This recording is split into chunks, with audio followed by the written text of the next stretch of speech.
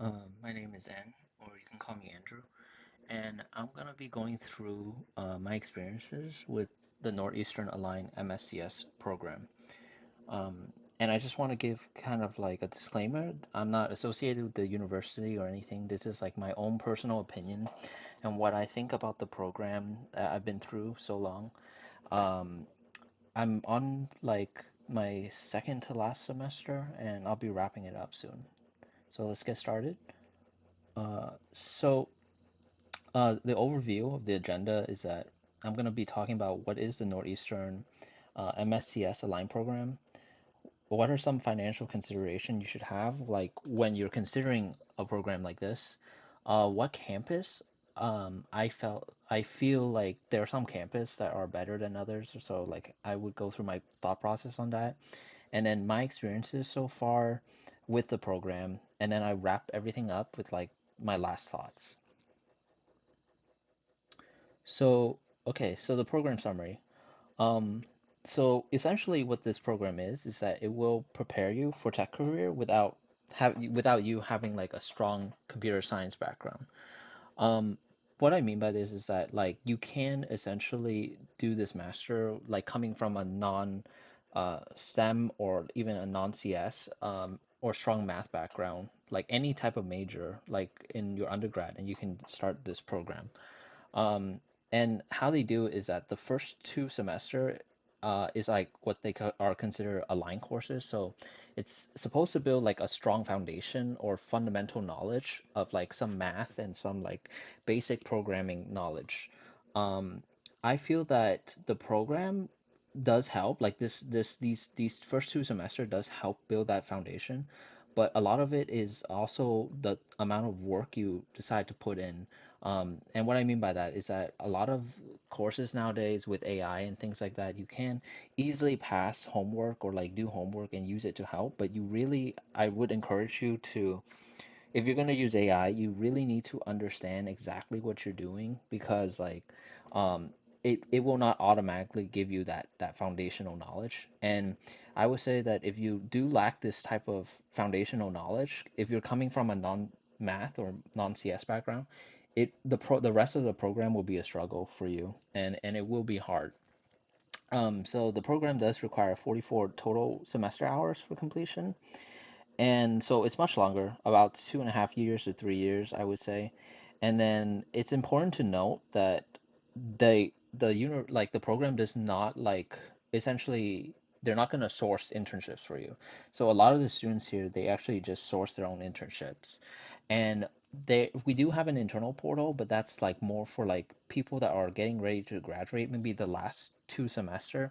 They can use like this internal portal that have some companies that are in partnership, and occasionally you do get emails from like staff members or from within the university looking for graduate students for internship opportunities, but it's like very rarely. And honestly, like if you want like big tech type of internships, then you would have to source that yourself. And I'll briefly talk about that later too. And it's important to note here, it does not guarantee like a successful career switch. So you have to know what you're getting yourself into. Some alternatives that I will briefly talk about is like the Georgia Tech MSCS. This is really only it's like an online program, so I feel like it's very good for domestic students, but not really international students. UPenn MCET, they have like this program is also pretty good, like because the UPenn branding. Although it doesn't sound like a CS major, but it's still, CS related, and it's because it's UPenn. I think it still looks really good on the resume. There's an online component to this. If you're international students, I would recommend trying to get to in the domestic to even consider something like this. Columbia CS at CU Bridge program. This is another in-person program from Columbia, quite competitive, quite selective, and it is kind of like Align.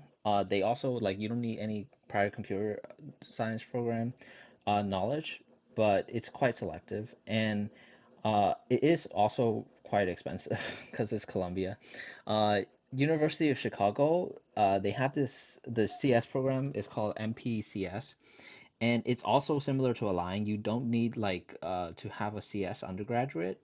It's also quite competitive, but it is a good program too. I from what I researched when I was applying to these programs. USC, I actually didn't apply to this because I didn't know it exists, but I was researching it.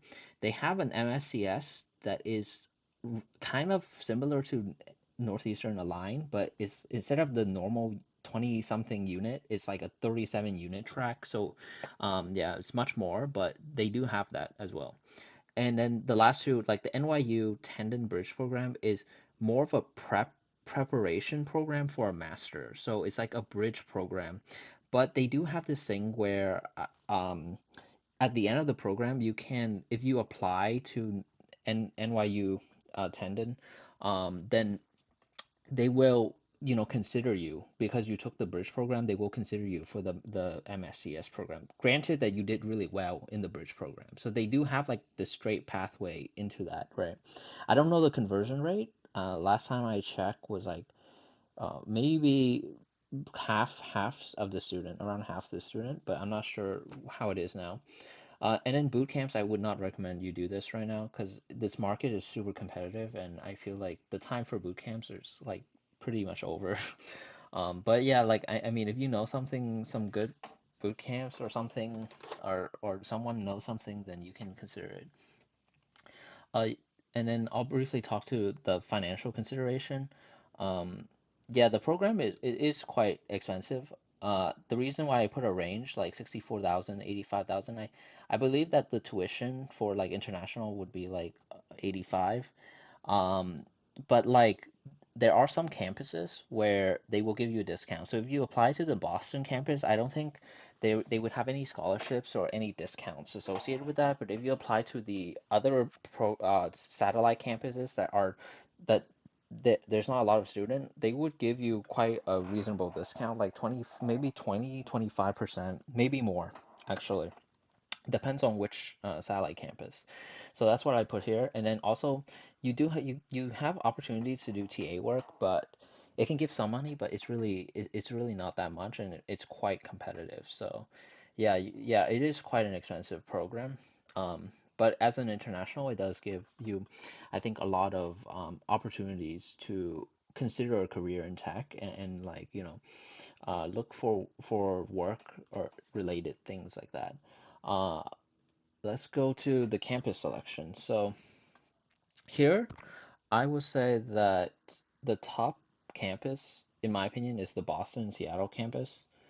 And I'm a little biased because I'm doing the program in the Seattle campus. The Boston campus is, of course, is like the main school. So the courses and the class and everything, the professors a lot more, I think it's a lot more structure there, right? But the Seattle campus is really not that bad. Like having went through it myself, I feel like a lot of the course and the professor, they're like industry experience, and they also like a lot of them are like industry experience, and they do research and things like that. So you do have like it's a more tight niche community because it's smaller, but because of that, I feel like it's more focused, and the professor and everything are like they're very reputable. Like they have a lot of things that to say and a lot of things you can learn. Like it just depends on how willing you're like how much time you put in. And so I would say like do the research on the campus and environment before coming, right? Ask the students' testimony and experiences. So you can just like reach out to these students on LinkedIn, I would say, and just like start asking questions about their experience because it's hard to kind of research this yourself. And then the other campuses I would say that are good is I would think Silicon Valley, Oakland, and the reason why is because these two is like in California near like tech big tech companies, right? So any cities kind of near big tech, I feel like there's potential for the campus to be okay because they do source locally sometimes as well. Portland, the Rooks Institute, I would say here because they recently have, I believe, some quite a lot of investment going into it. So I think the campus has potential to grow as well. Uh, but you have to do your research on that. So yeah, like the reason why I say is there is a career impact. Like the campus experiences, and like the people you meet and the communities there can actually help you a lot, like to land internships or connections. So you should do your research on that. But the top two is, in my opinion, Boston and Seattle. So yeah, my experience so far at the Seattle campus. Uh, well, I came from. I want to briefly talk about my background. So I came from a biochemistry major at UCSD, and I was studying like biochemistry up to my last year. I started doing a little bit of CS when I did an internship experience relating to bioinformatics. So it's like data science with computer with CS, right? Or sorry, data science and with like neuroscience, because it's my lab is a neuroscience lab. And from there, I decided, oh, I want to do CS, but I didn't have any experience. So I started working sometime as a network engineer, working at this small networking company. And I gained that experience, and then I went into my master at Northeastern. So I do have a little prior experience, and I would say that that really helped me. That like kind of jumpstart a lot. So like just like resume wise, I feel like I was a stronger candidate because of that. So coming into this, do I feel challenged by the program? I will say that yes, I feel like the program, if you put effort in and you actually try to learn everything, right? The materials and things like that, yeah, I think you can have challenges there here and there. But if you go into class and you just, because a lot of people do this, not just like in Northeastern, but like I feel in colleges nowadays, they just use AI to do homework or something like that. You will find yourself being a passive learner, and that's when I realized like, oh yeah, you're not gonna learn anything. Like you won't retain anything. Everything just I feel like you're just relying on AI. You eventually you feel like you're doing more, but eventually it's gonna catch up, and then you realize you don't know anything, which is really bad. So I recommend that like if you're gonna, go do this program, just you know don't use AI, or if you do, use it in a way where you're learning.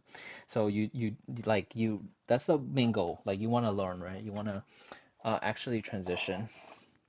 Okay, so opportunities for research and internship. Yes, I would say like the Seattle campus has a lot of opportunities for both of these. And there's a reason why. It's because it's a tech city, right? So like the Boston campus is not really a tech city, and there's probably way more academia focused things there. So, and the the communities are much larger, so it's very hard to find that connections and stuff like that too. Um, like internships, if that's what you're aiming for, like big tech internships. So yeah, there's a lot, and I think that for research, you just reach out to your professor. Like honestly, like just reach out and just say like you're interested in doing research, and like if you don't have any experience, just be honest and say it, but like you can tell them adjacent experiences or like ask them like if they want to meet or chat or something like that, and they'll probably discuss more with you. But if even if you don't have experience, you can really, if you put in the work, you can do research. Like I think that's what I realized. I came from like a research background, so this isn't that bad for me. But I think that some people are too scared to start doing something. I would recommend it's okay to just have a coffee chat and talk about it, right?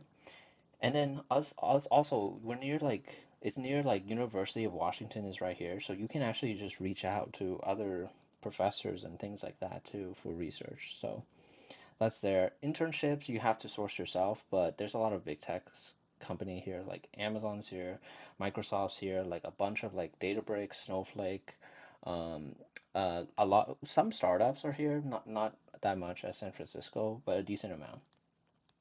And so the current progress in the program, right now, for me, I'm actually not like an international student, so I'm a citizen, so um, I do have that advantage. I have done a Microsoft internship last year, and I'm also doing like a remote internship at like a healthcare Medicaid company. So it's been really good for me. I've been able to source a lot of my own internships and find my own opportunities. And like I say, for the Microsoft internship, the number one thing they told me was like later I found out was, oh yeah, because I have that prior network experience. When I started working for like a couple of years, I started working at that networking company. It on the resume, it's like they felt like it was specialized because networking experience is really rare to find in a lot of CS students apparently. So I think that is interesting to me, but having that specialized experience that you may have, right, can help you. And if you don't have experience, then you do have a hard role, but you can build experience. And that's you do this by like doing projects, right? And doing research. Like I actually highly recommend you probably start doing research.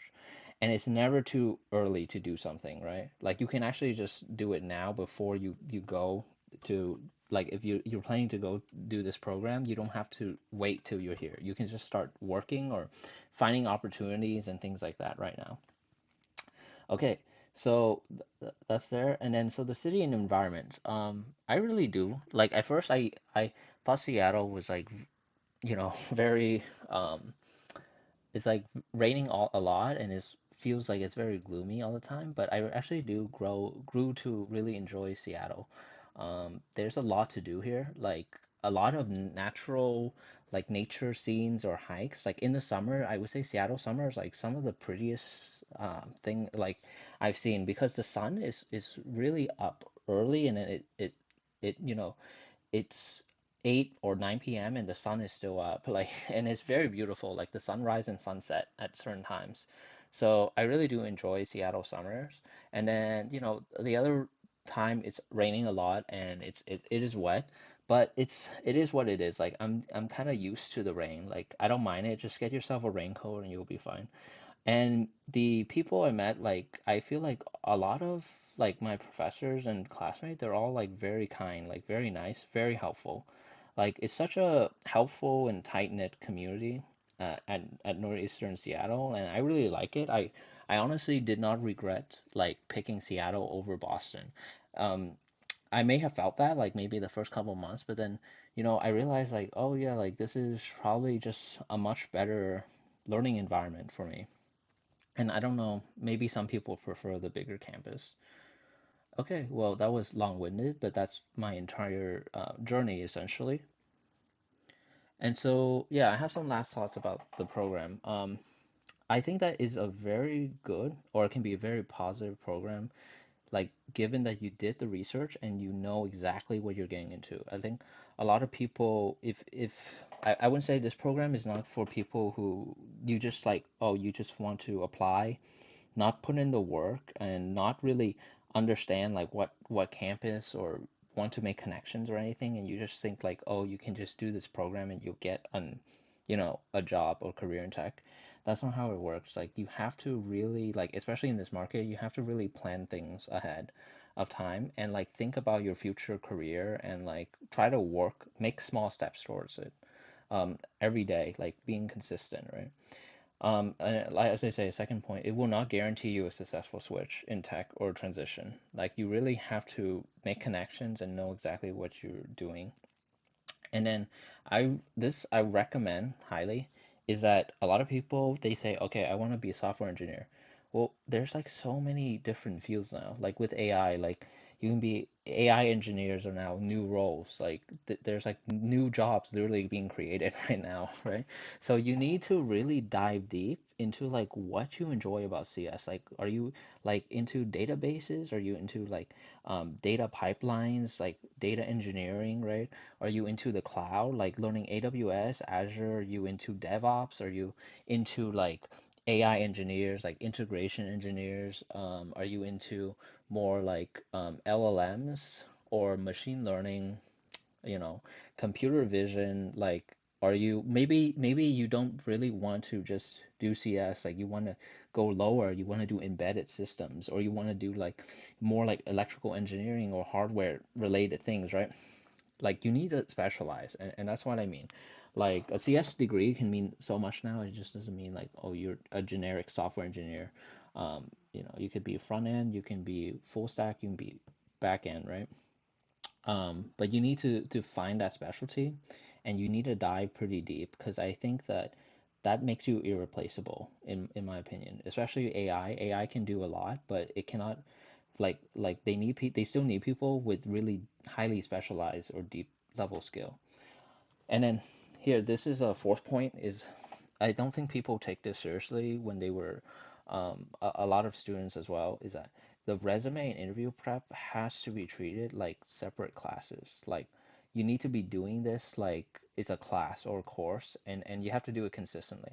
Like you cannot just wait to send your resume because I think the resume is like the biggest filter to getting like an internship or anything or uh any interview opportunity, right? So if you don't get your resume good enough, like it doesn't look good enough to a point where you can pass that filter, it's like it is really hard. Like you have to rely on connection at that point, and connections are another thing, right? Like you have to find so take your resume prep very seriously. Like you need to send resume early.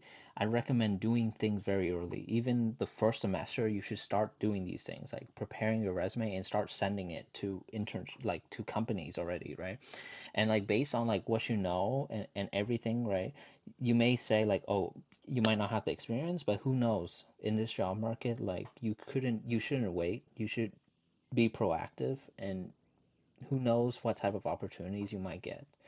Like a lot of people are too afraid to start things the first semester, but there's not that much time. And I would recommend like if you're gonna do the program to set yourself up for success, you need to send resume early and do interview preps already. Like you should be doing leak code a lot, or like nowadays it's not just leak code, but leak code is most important, I think, for especially if you're targeting big tech, they still do that. Yeah, and I say like do everything early and be consistent, and consistency is key. Um, Even if you do it for 20 minutes, you should do it every day, and you can see like a lot of improvements. Don't just do things for like 2 weeks and then just stop for like 5 weeks, 6 weeks, and then come back because you're gonna forget everything. And that's the thing with this major, this field, is that you need to do everything bit by bit and every day, and you will find that you're better than like 80 to 90% of people if you can actually do that. Like be consistent. Um, that is key to succeeding, I think. Yeah, don't procrastinate. If you want to succeed in the program. And then finally, I say like give yourself a lot of time to relax and unwind. Um, there's a lot of times where you'll probably feel really stressed, especially when you have classes, right? And then you have interviews, and you might have like not just one interview, you have like four, like 3 or 4 interviews and or classes, right? And there will be seasons like that. You need to like realize like you cannot do everything perfectly, so you need to prioritize certain things. Um, and what I mean by this is, yeah, like if you can extend, push class later, focus on the interview, then give yourself time to do that, right? But then like after all these stressful moments, you need to like just relax. Like you need to, so you don't burn yourself out, you need to actually give yourself some break or vacation time or just like sleep time to just don't think about coding, but come back to it, like refresh. And yeah, that's it. Yeah, I hope you guys enjoy basically my thoughts on the program and everything. And yeah, like I'm thinking about doing maybe more videos regarding interview prep and everything. So let me know what you think. All right, thank you.